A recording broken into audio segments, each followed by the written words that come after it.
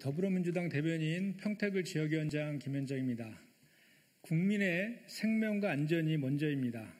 윤석열 정부는 시행령을 통한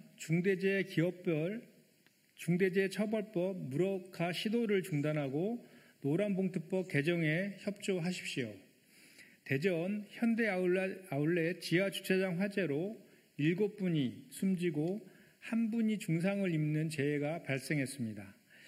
그중 유명을 달리하신 6분은 물류, 청소, 방제 업무 등을 맡은 하청업체 소속 노동자였고 나머지 1분은 외부 용역업체 소속 노동자였습니다. 수년에 걸쳐 유사한 피해가 반복되어 온 이천 화재 사고나 대전 현대아울렛 화재 사고에서 볼 수 있듯이 중대산업재해로 피해를 당하는 대부분은 사회적 약자들입니다. 윤석열 대통령과 정부 관계자들이 참사 현장을 방문하고 희생자분들의 영정 앞에 머리를 숙이고 재발 방지를 약속했습니다.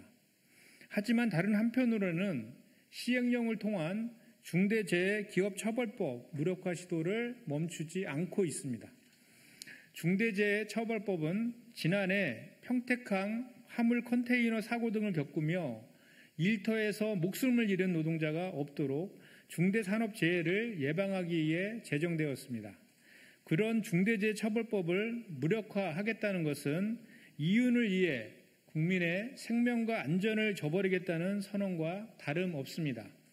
국민의 생명과 안전보다 중요한 것은 없습니다. 윤석열 정부는 중대재해기업처벌법 무력화 시도를 즉각 중단하고 재발 방지를 위한 진상규명에 나서기를 촉구합니다. 아울러 중대재해 예방과 노동자 권익보호를 위해 원청업체의 하청 노동자에게도 노동자성을 인정하는 노란봉투법 개정에 즉각 협조하기 바랍니다. 국민은 문제 많은 원전 정책보다 신재생에너지 대책을 원하고 계십니다. 지난 8월 윤석열 정부는 2030년까지 원전 비중을 32.8%로 늘리고 신재생 에너지 비중은 21.5%로 축소하겠다고 밝혔습니다. 하지만 가동을 멈춘 경북 경주 월성원전 1호기에 이어 월성 2호기마저 사용 후 핵연료 저장소에서 균열이 발생하는 등 노후 원전의 안전성 문제가 지속적으로 제기되고 있습니다. 그런데도 원전 일변도 정책을 밀어붙이는 것은 국민의 안전을 담보로 한 위험한 도박입니다. 우리 경제의 중단 없는 발전만큼이나 국민의 안전은 아무리 강조해도 지나치지 않습니다. 재생에너지 감축은 경제적 문제도 파생합니다. 공장을 유치하고 기업하기 좋은 도시를 만들기 위해서는 아리백 지원이 필수적입니다.